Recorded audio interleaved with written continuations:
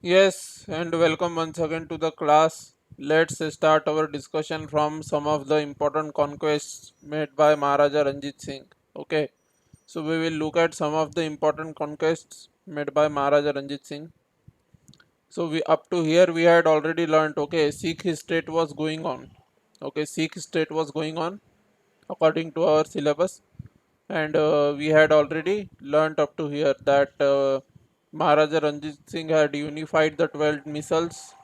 Okay, and before his death in 1839 it included large vast regions of northwestern Indian subcontinent. All these things we had already learnt. Okay, now some of the important conquests made by Maharaja Ranjit Singh, those were Lahore, Amritsar, Kashmir and Peshawar. Okay, so some of the important conquests made by Maharaja Ranjit Singh were Lahore, Amritsar, Kashmir and Peshawar. So all these things were constituted in the uh, region of Punjab. Okay, Lahore and Amritsar were in the region of Punjab. Kashmir and Peshawar were not. Okay, Kashmir and Peshawar were not. Peshawar is, I think, in Khyber Pakhtunkhwa. Okay, if I am not wrong, in Pakistan today. And Kashmir is in India, and Lahore and Amritsar were in Punjab. Lahore, Lahore nowadays in Lahore is in nowadays Pakistan's Punjab. Okay, Lahore is in Pakistan's Punjab and Amritsar is in India's Punjab. Okay, the Pakistani side of Punjab is even bigger than Indian side of Punjab. I have already told to you. So in these missiles, the polity was based on Sikh religion. Okay, so whatever were the rules and regulations of the Sikh religion, based on those the polity was based in these missiles. Okay, Maharaja Ranjit Singh also belonged to one of the missiles of this Sikh empire, and that the name of that missile was Sukar Chakia missile. Okay, so Maharaja Ranjit Singh also belonged to one of the missiles of this Sikh empire. Okay, and he taking birth in one of the missiles called as Sukar Chakia missile. After he became older, after gaining some age, he started his conquest to unify the missiles and form a unified Sikh empire.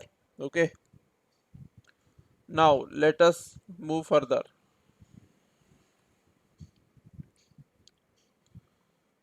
Maharaja Ranjit Singh modernized his army. Let us write. Okay, Maharaja Ranjit Singh. Let us write MRS for Maharaja Ranjit Singh. Okay, you will. It is quite understood. Okay, so MRS means Maharaja Ranjit Singh modernized modernized his army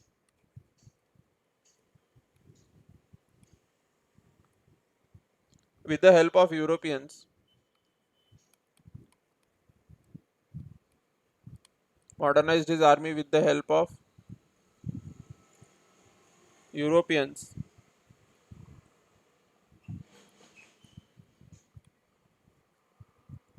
and his army, because the most modern army was that of Europeans those times. Okay, Europeans had a very modern army, and Indians did not have very modern army. So many of the Indian rulers tried to modernize their army based on European model. Okay, so Maharaja Ranjit Singh modernized his army with the help of Europeans, and his army was considered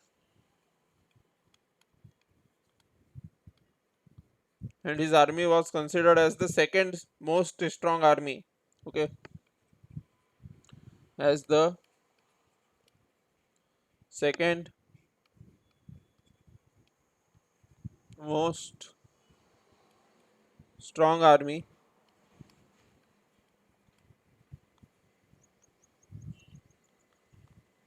in India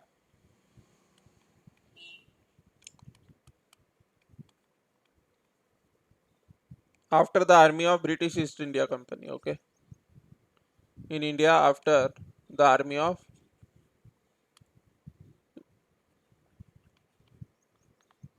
in India after the army of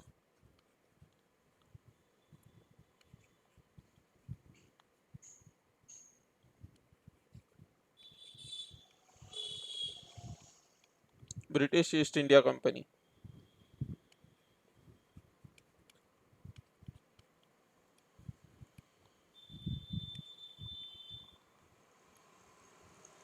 Okay. So Maharaja Ranjit Singh first of all modernized his army based on European model, and then when Maharaja Ranjit Singh was alive, okay, the period during which Maharaja Ranjit Singh was alive, during that period, his army was considered as the second most strong army in India. Okay, but this holds good. This second strongest army principle holds good only till Maharaja Ranjit Singh was alive. Okay, after the death of Maharaja Ranjit Singh, this second strongest army concept does not hold good. Okay, after the death of Maharaja Ranjit Singh, this second most strong army in India concept, this does not hold good. Okay,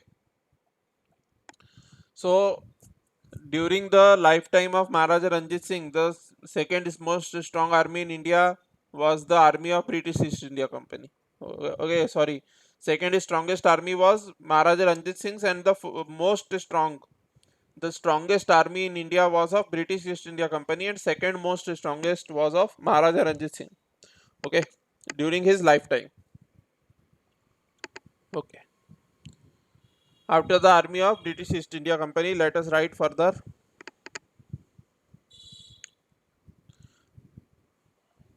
Maharaja Ranjit Singh. What was the uh, what was the limitation of Maharaja Ranjit Singh? Okay, Maharaja Ranjit Singh, however, did not modernize the civil administration of his empire. Okay, Maharaja Ranjit Singh, however, modernize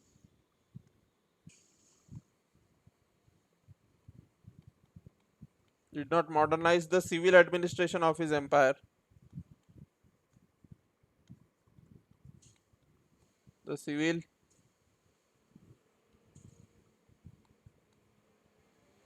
administration of his empire.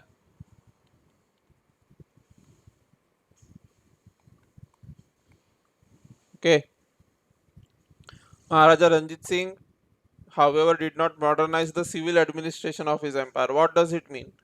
It simply means that the civil administration, for example, nowadays you have bureaucracy. Okay, you are all going to be civil servants. So nowadays you have bureaucracy with you.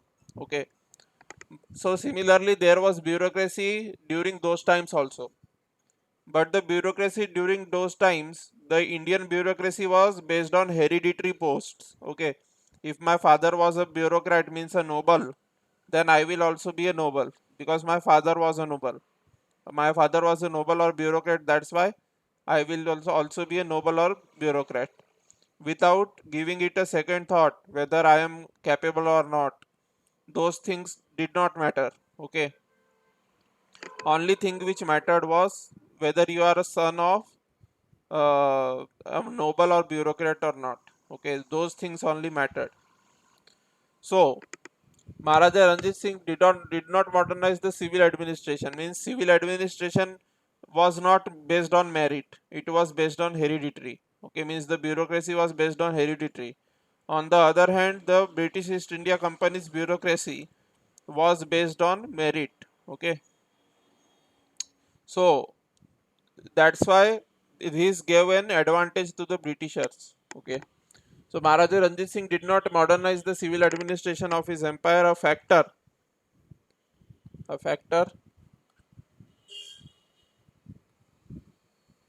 which resulted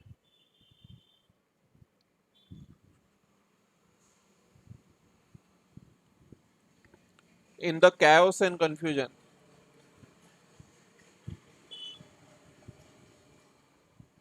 In the chaos and confusion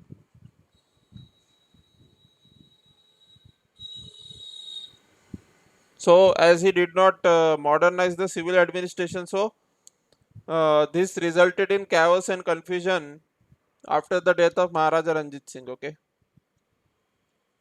this resulted in chaos and confusion which emerged which emerged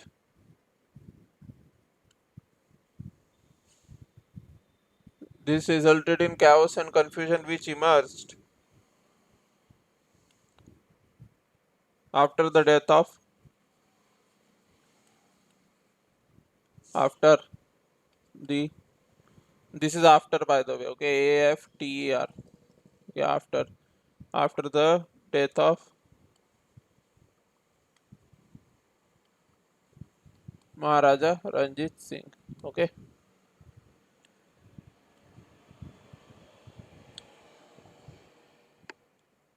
in 1809.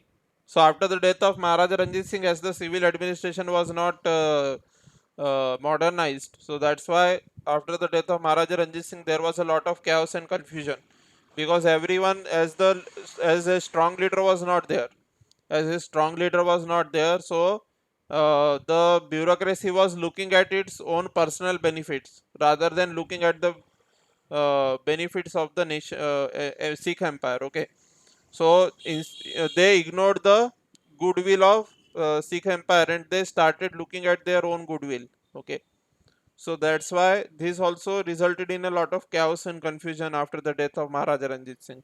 Okay, in 1809, the British East India Company. Now, after the death of Maharaja Ranjit Singh, what happened? Let us see. Okay, no, not after death of, during the lifetime of Maharaja Ranjit Singh. So Britishers were afraid of Maharaja Ranjit Singh as long as he was alive. Okay, so in 1809, the British East India Company. In 1809, the British East India Company signed. British East India Company signed Treaty of Amritsar.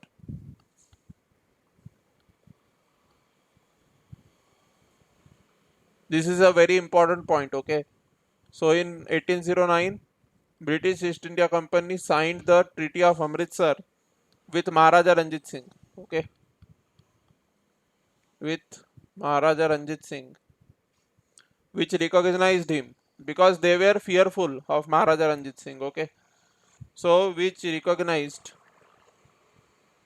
So by signing the Treaty of Amritsar, they basically recognized Maharaja Ranjit Singh. During the lifetime of Maharaja Ranjit Singh, Britishers were afraid of Maharaja Ranjit Singh. So that's why what did they do? They basically signed the Treaty of Amritsar with Maharaja Ranjit Singh, which recognized him. Him means Maharaja Ranjit Singh, okay, which recognized Maharaja Ranjit Singh as the sole sovereign ruler of Punjab, okay, as the sole sovereign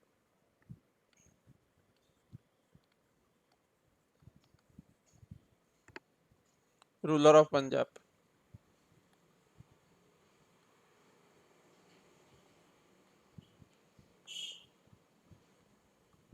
Okay, according to the terms of the treaty, what did the terms of the treaty say?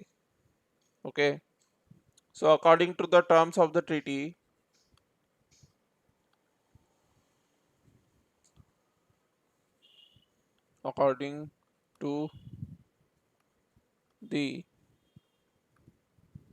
according to the terms of the treaty, according to the terms of the treaty, terms of the treaty,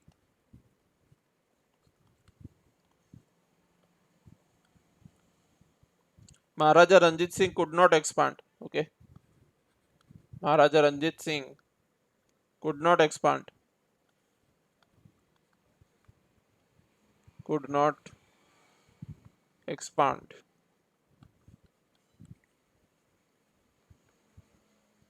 his kingdom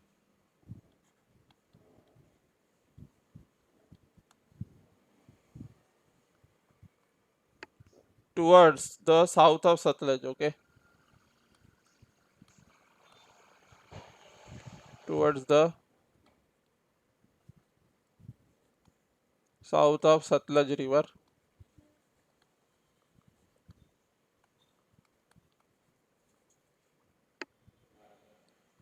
but was free to expand northwards, okay, but was free to expand northwards.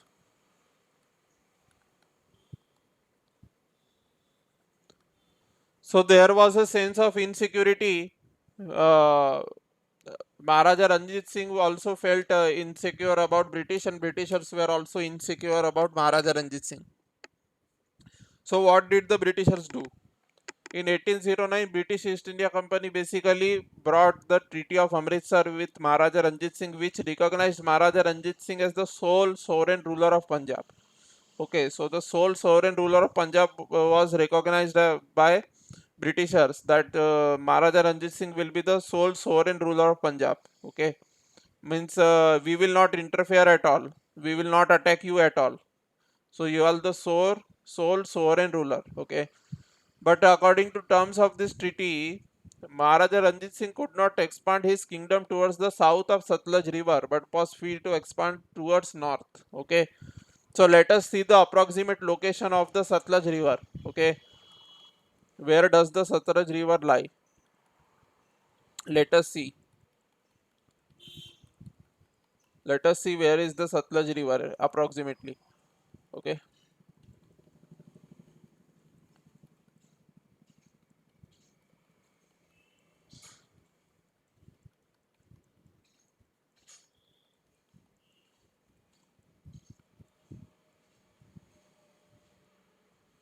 See, this is your Sikh empire. Okay, so your Satluj river was somewhere over here approximately. If I tell you where is Satluj river approximately, so Satluj river was somewhere over here approximately. Okay, like this.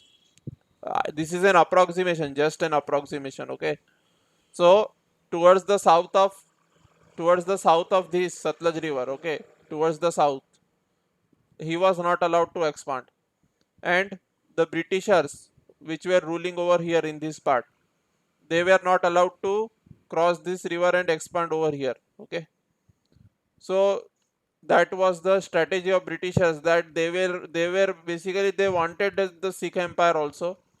The Britishers wanted the Sikh empire also within their territory, but the thing is they were waiting for a right time. They thought that this is the wrong time. Maharaja Ranjit Singh is already very strong. The Sikh Empire is already very strong.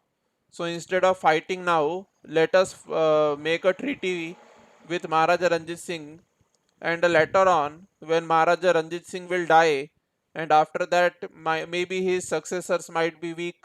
Okay, so we will take the advantage of all those things. Okay, at some point or the other, the empire will be weak one day, and as soon as the empire is weak, we will violate our treaty, and we will then uh, uh, means invade Punjab. Okay, so in 1809, British East India Company signed Treaty of Amritsar and recognized him as the sovereign ruler. And according to terms of this treaty, Maharaja Ranjit Singh could not expand his kingdom towards the south of Satluj, but was free to expand northwards. Okay, so these were the terms of the treaty. Okay, now major weaknesses of what was the major weaknesses of or all Indian rulers. Okay, major weakness of all Indian rulers. Let us see what were the major what were the major weaknesses.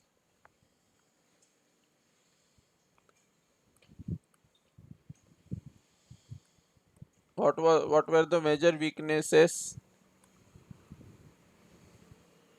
of all Indian rulers?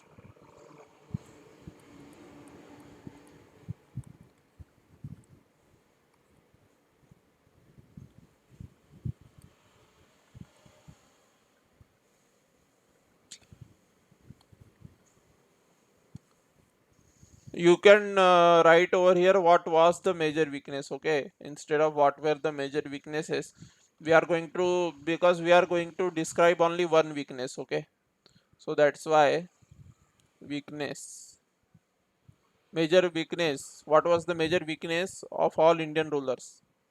So the same as Maharaja Ranjit Singh, okay, that they it was, the major weakness was that they did not modernize the civil administration, that they did not modernize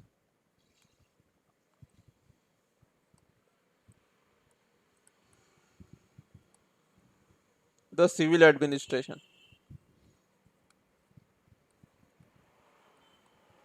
So civil administration was not modernized by them.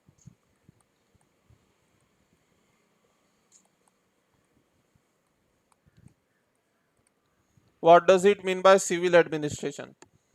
Civil administration means the bureaucracy and all those stuff, nobility, bureaucracy, those who were actually governing the empire in the form of zamindar or something. So those people, that is the local zamindars or nobles or bureaucrats, they did not modernize that kind of administration. And the British East India Company, on the other hand, had a merit based system. Okay, for example, nowadays you have civil services exam, that is UPSC exam, and you can crack the UPSC exam and anyone can become a civil servant nowadays based on his or her merit. But in those days, it was not based on merit. Okay, only men were allowed to be bureaucrat. Only men were allowed to be bureaucrat, and in men also, upper caste men. Okay, means either Brahmin, Kshatriya, or Vaishya, Shudra, and untouchable men were not allowed to be a nobility, and also uh, what was there was that it was basically hereditary instead of being merit based. Okay, nowadays if you become a civil servant, then will your children be also civil servant? The answer is no. Uh, if you are a civil servant, you become a civil servant and you have your children with you, then your children will become civil servant only after they also qualify the UPSC examination. Not because my mother was a bureaucrat or my father was bureaucrat, that's why I will also become a bureaucrat. Such things are not there nowadays. Okay, but in those times in the Indian empire, such practices were there. But the British East India Company, on the other hand, was exactly opposite. If someone has a merit, then they will allow him to be the bureaucrat or the governor. If someone has a lot of merit, but if someone does not have any merit, okay, if someone is very incapable or inefficient, then what they used to do? What did the British East India Company do? They used to fire him. Okay, they used to fire him or her. Okay, so that's the thing. Okay, so major weaknesses was that they did not modernize the civil administration. So some of the let us write over here some of the rulers. Okay, for example, Maharaja Ranjit Singh only we saw right now, but many other rulers also. Okay, so some rulers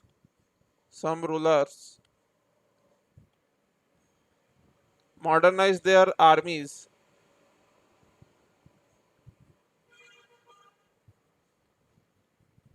Some rulers modernize their armies.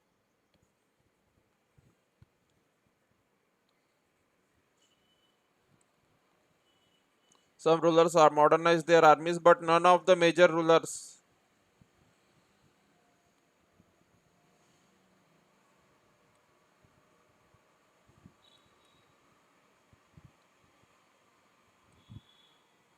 But none of the major rulers modernize the civil administration.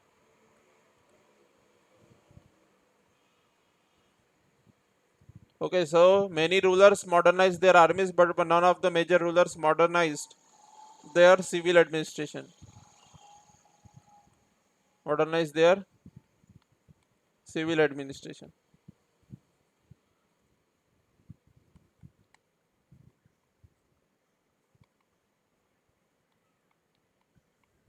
Okay, this was major factor behind their defeat. So as the civil administration was not modernized, so this was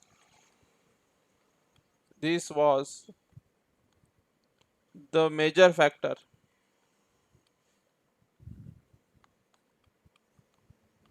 This was the major factor behind their defeat.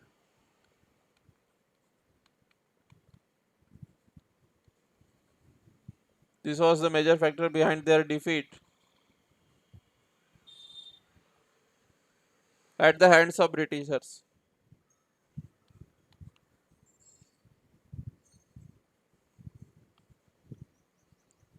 At the hands of Britishers.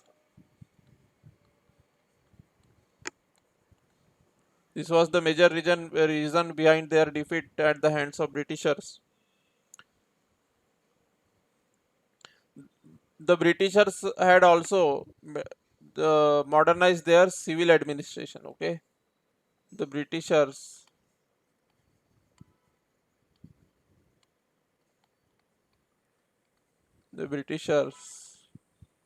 had a modern civil administration. The Britishers had a modern civil administration.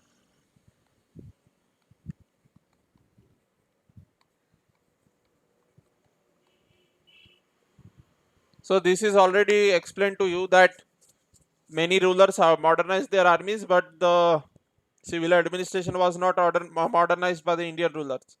And this was the major factor behind their defeat at the hands of Britishers. And the Britishers, on the other hand, had a modern civil administration. But why the Indian rulers?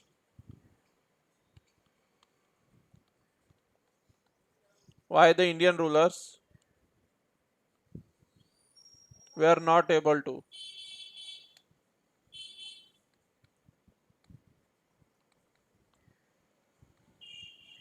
modernize? Why the Indian rulers were not able to modernize the civil administration?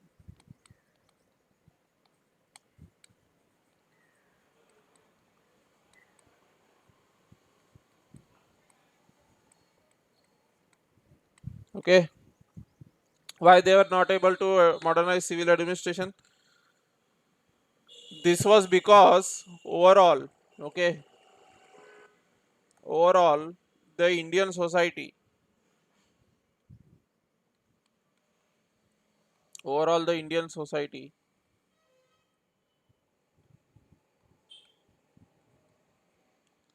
in 18th century,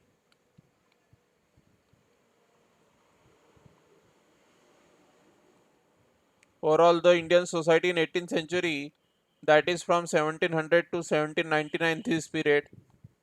Okay, so the overall Indian society in the 18th century was very orthodox and conservative. Okay, was very orthodox and conservative. Was very orthodox and conservative.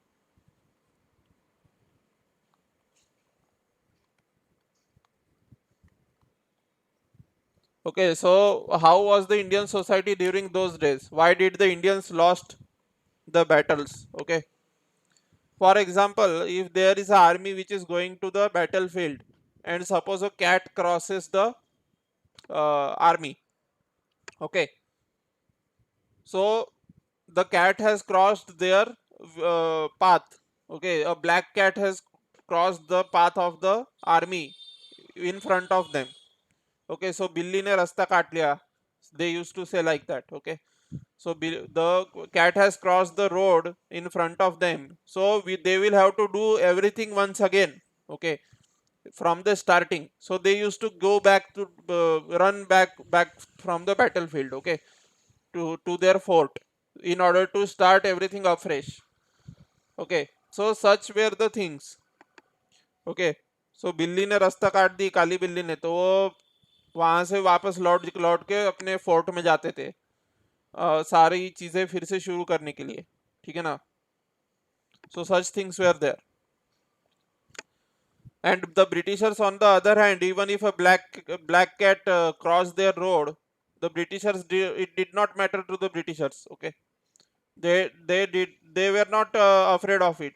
They used to uh, do their own work without any superstition. Okay, so the overall Indian society in 18th century was very orthodox and conservative, and also there was it was so orthodox and conservative that the intercaste dining or inter-religion dining was not there.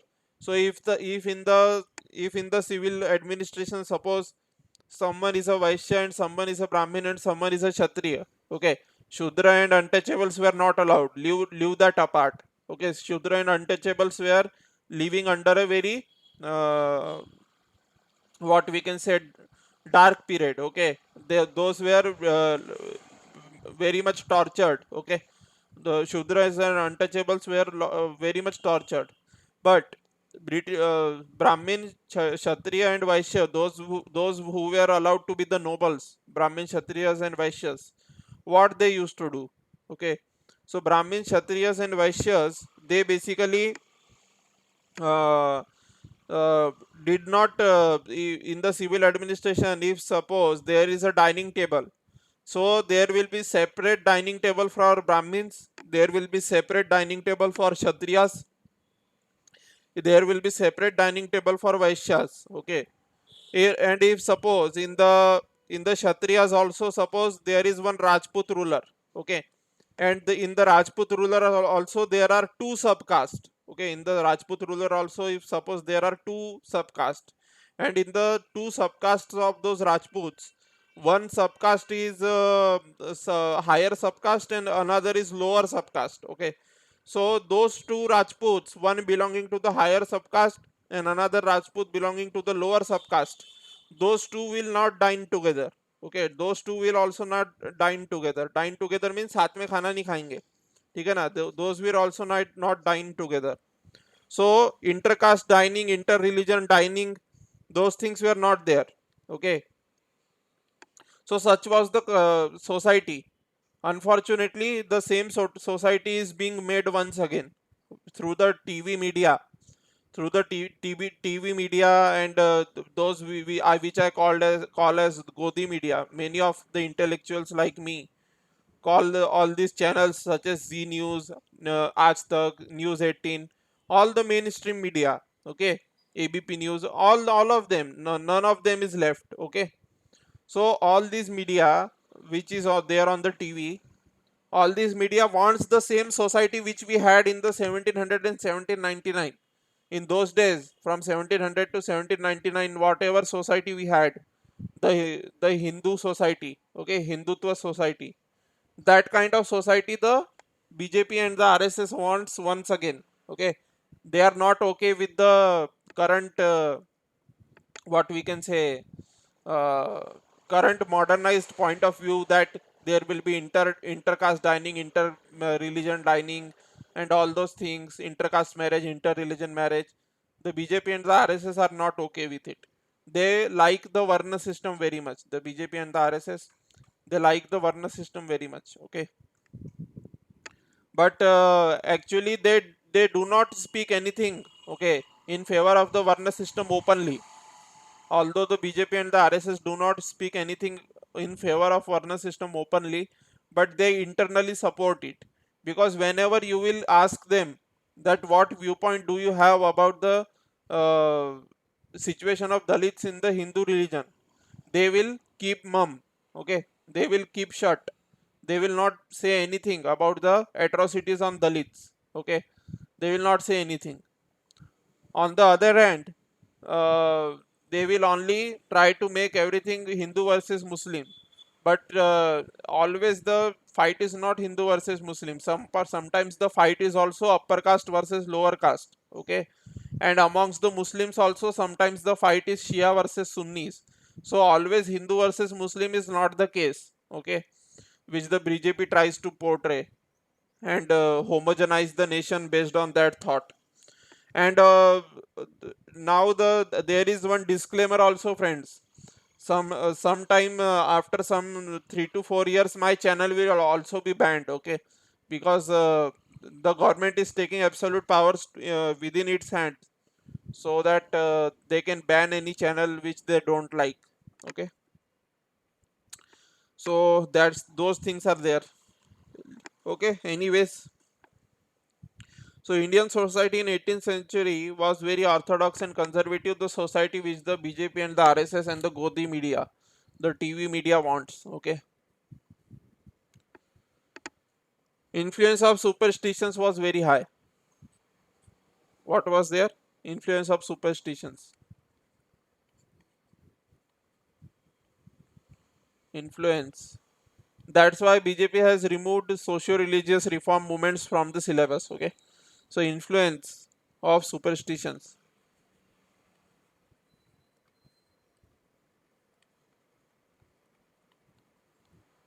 If you read the book of Mr. Savarkar, okay, so Savarkar says that Varna system is one of the most glorious things of Hindu religion. That's what Savarkar says. Okay, Varna system is very glorious thing, glorious feature of Hindu society. That's what Savarkar writes in his book. Okay, so you can understand their psychology. Okay, so influence of superstitions is very high in the in the Indian society. Okay, very high, and never think that these superstitions were only amongst the Hindus. Okay, these superstitions were only among the Hindus. It was not like that. Okay, even amongst the Muslims also there were superstitions. Okay, but I don't know the uh, Muslim part of superstitions, what kind of superstitions Muslims had at that time. I don't know about it. But what type of superstitions Hindus had at that time, I know that them very well. Okay. So influence of superstitions was very high. Nature. What was the nature of Indian society? Okay. What was the nature of Indian society? Nature of Indian society was feudal or semi-feudal. Okay. Feudal or semi-feudal.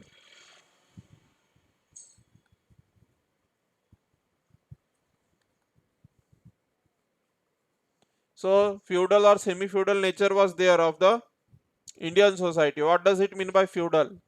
Feudal means differences. Okay, what hierarchies, differences. That is called feudal nature. Okay, so for example, Varna system is a feudal nature. Okay, Varna system is a feudal nature of the Indian society. Okay, so feudal or semi-feudal nature was there in the Indian society. That means a lot of hierarchies existed. Lot of hierarchies existed. Okay, and every layer of hierarchy did not mix with the other. Okay, every layer of hierarchy did not mix with the other. Okay, unlike today we see that there is a lot of intermixing, but that is being challenged nowadays because we are becoming a Hindu rashtra. Okay, so feudal or semi feudal nature was there in the Indian society. Now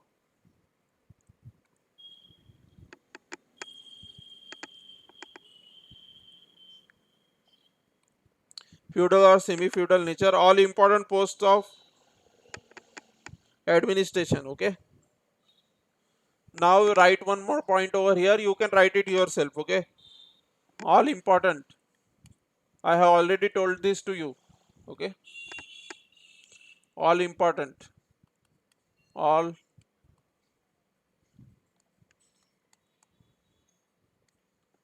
all important posts of administration,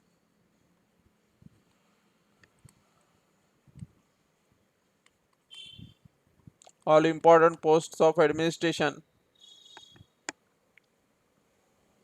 including military administration.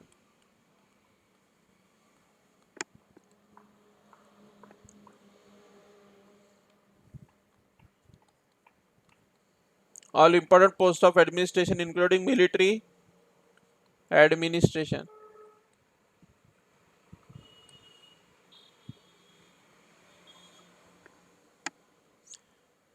were almost hereditary, okay?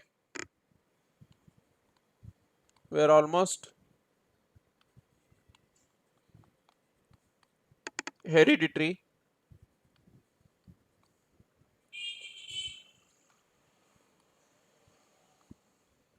and only elites occupied them, okay?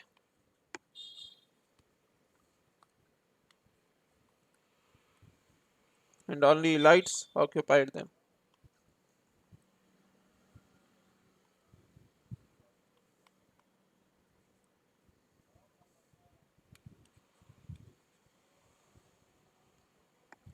So all important posts of administration including military administration and civil administration, all those were almost hereditary and only elites occupied them, okay? No system of merit was there, okay? No system of merit. No system of merit.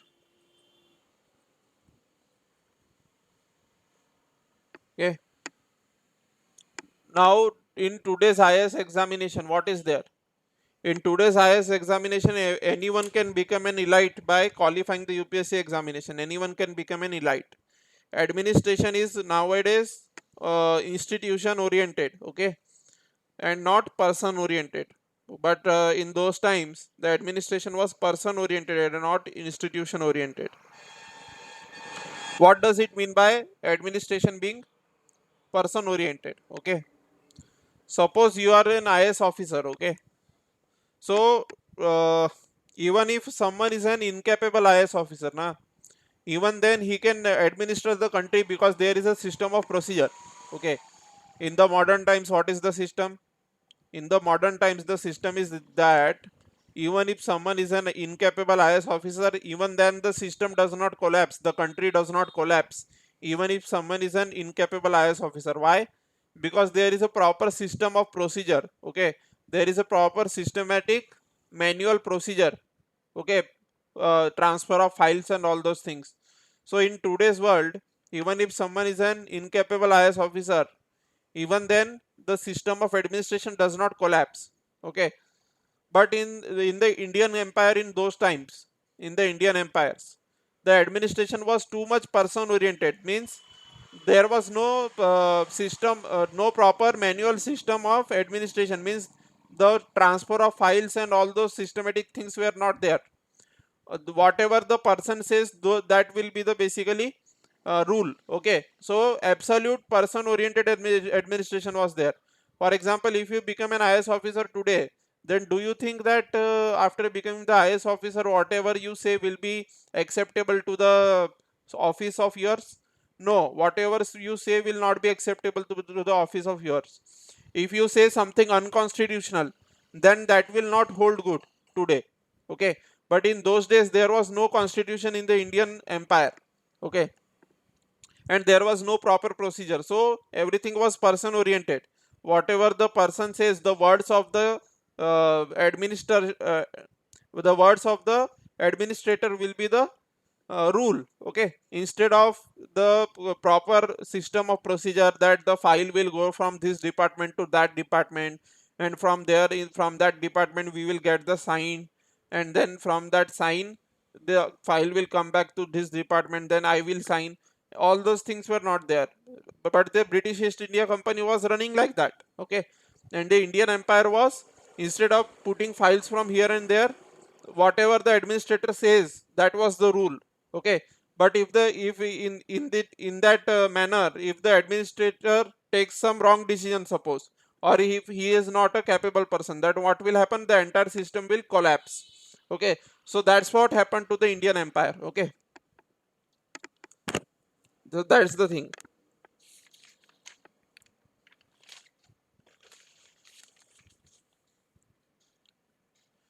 During those time, post was not important, person was important. Okay. So today we have process, system, standard operating procedure. So even a less capable person will not prove to be a disastrous person for the state. Okay. So even a less capable person will be able to administer nowadays. But in those days, if a less capable person comes in the Indian Empire, then the entire empire used to suffer because of it. Okay. Now we will write something. The successors of Maharaja Ranjit Singh. Okay. The successors. The successors.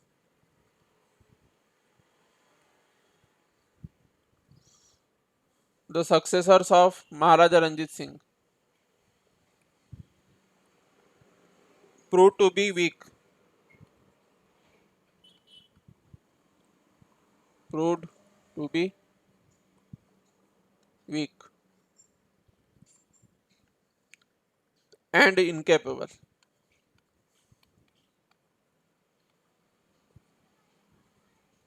Proved to be weak and incapable, and within a decade, and within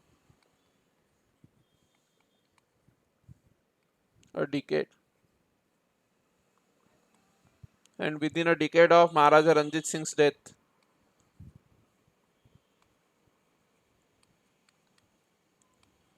within a decade of MRS death, the Sikh state, the Sikh state was annexed, was annexed by the British, by the British,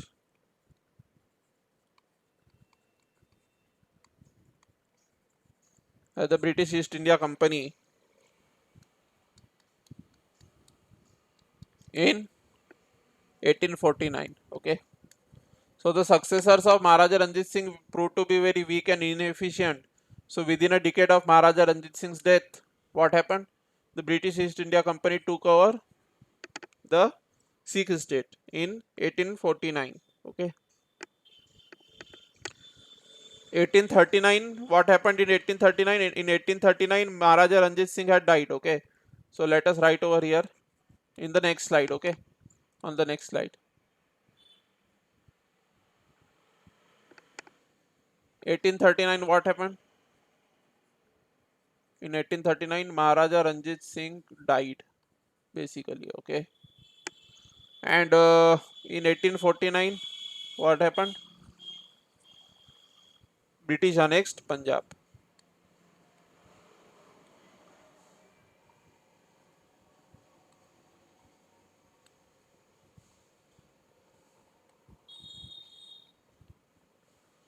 Okay.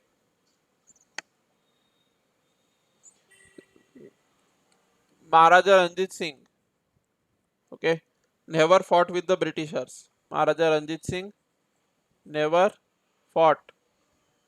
This is a very important point. Okay. Never, MRS never fought with the Britishers.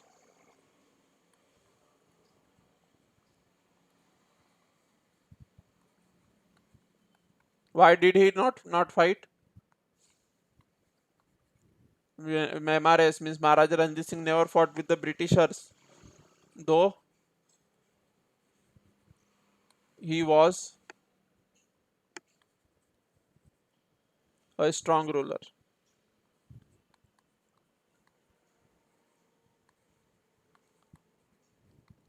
So modern day nationalism was not there during those times. Okay. For example, the India is being ruled by the foreigners, so let us fight with the Britishers and flee them away from India. Okay. Such things were not there in those times. So that's why Maharaja Ranjit Singh did not think about the entire Indian subcontinent. He only thought of his own Sikh empire. So he used to think that my Sikh empire is my nation and I will protect it. instead of protecting the entire Indian subcontinent, those that modern day nationalism which exists today, that was not there in those times. Okay, so Maharaja Ranjit Singh never fought with the Britishers. He signed the Treaty of Amritsar instead, because he used to think that they have the strongest army, so how will I be able to fight? And the Britishers also knew this very well, that if they fight with Maharaja Ranjit Singh right now, Britishers also knew this very well, that if they fight with Maharaja Ranjit Singh right now, then they can lose the battle. Okay, and even Maharaja Ranjit Singh was very uh, what we can say doubtful that whether he can win with the Britishers or not, and the Britishers were also very doubtful whether they can win with Maharaja Ranjit Singh or not.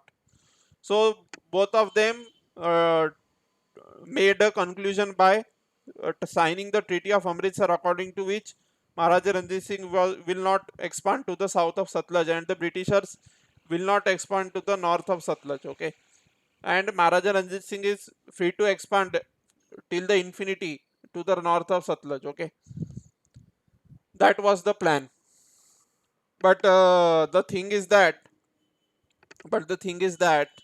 uh, Britishers Britishers were very cunning persons. Okay, so what did they do? They were waiting for the right time. They were waiting that we want Punjab, but let us not take Punjab during the reign of Maharaja Ranjit Singh.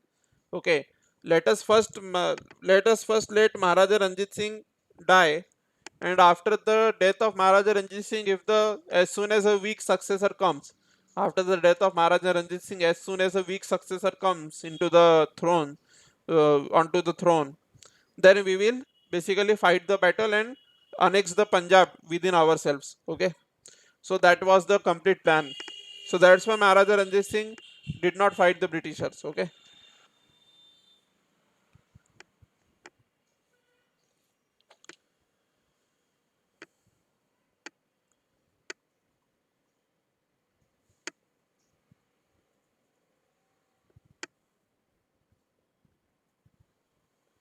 okay. So let us write two more points over here. We will learn about the Anglo-Sikh wars also. Okay, we will learn about Anglo-Sikh wars also later on. So let us write two Anglo-Sikh wars took place. Okay, before the annexation of Punjab, what happened? Two Anglo-Sikh, two Anglo-Sikh wars took place. Two Anglo-Sikh wars took place. The army of Punjab became unruly after Maharaja Ranjit Singh's death. Okay, the army two Anglo-Sikh wars took place. After two Anglo-Sikh wars, Britishers finally annexed Punjab. Okay, two Anglo-Sikh wars took place. Punjab, the army of Punjab,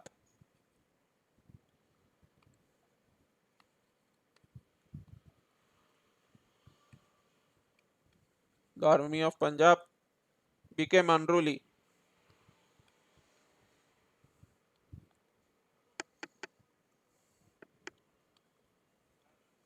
The army of Punjab became unruly after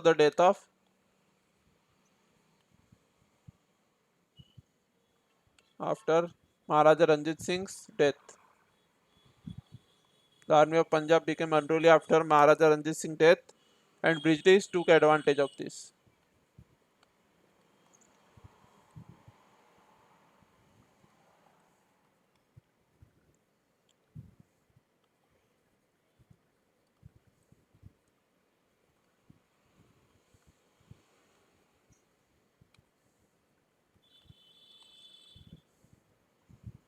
Okay, now we will learn about the Rajput state. Okay, but after some time. Okay, we will learn about the Rajput state, but after some time.